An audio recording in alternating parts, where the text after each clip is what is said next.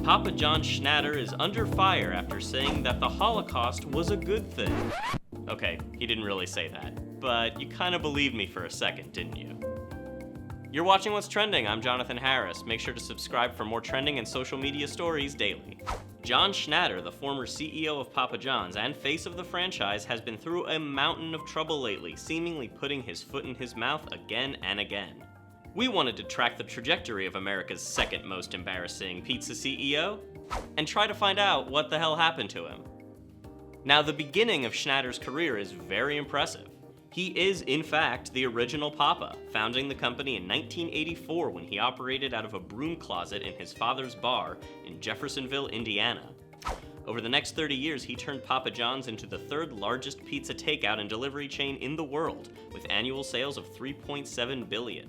And he became personally famous as well, appearing in his own commercials with Peyton Manning during NFL games. Manning's been a long-term spokesperson and brand ambassador for Papa John's. And Schnatter even ran up to Manning and kissed him on the cheek after he won his final Super Bowl. Even when Papa used to get bad press, it was still kind of as a lovable goofball. Like in 2013 when this photo of Papa drunk off his ass went viral after the Louisville Cardinals won the NCAA men's basketball tournament. The headlines were very positive. Here's a wonderful photo of a shit-faced Papa John, and this photo of a super drunk Papa John is the greatest. But over the past few years, some cracks have appeared in Papa's fun dad persona. He was critical of Obamacare, arguing that if the company was required to provide health insurance for all of its full-time employees, the company would have to raise prices an average of 14 cents per pizza. And analyses of that figure showed it probably wasn't true.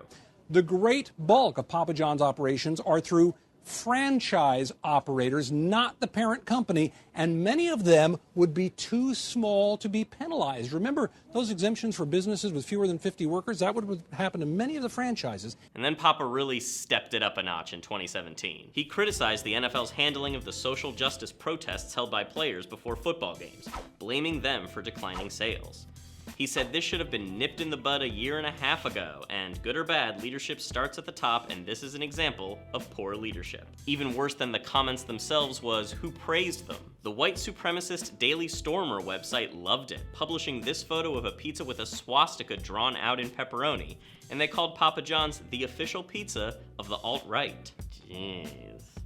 In a statement a few weeks later, the company tried to walk back Papa's comments. They wrote, "We believe in the right to protest inequality and support the players' movement to create a new platform for change. We also believe as Americans we should honor our anthem. There is a way to do both." Then in December, Papa announced he was stepping down as CEO, though as the company's largest single shareholder, he would remain as chairman of the board. The controversy continued, however, so much so that Papa John's is relinquishing its role as official pizza of the NFL. And Peyton Manning sold all 31 of his Papa John's franchises, though he pledged to remain a brand ambassador. That brings us to the most recent kerfuffle, when on July 11th, Papa reportedly used the N-word during a conference call. According to Forbes, the call was arranged between Papa John's executives and marketing agency Laundry Service as a role-playing exercise for Papa to prevent future public relations snafus. Jeez.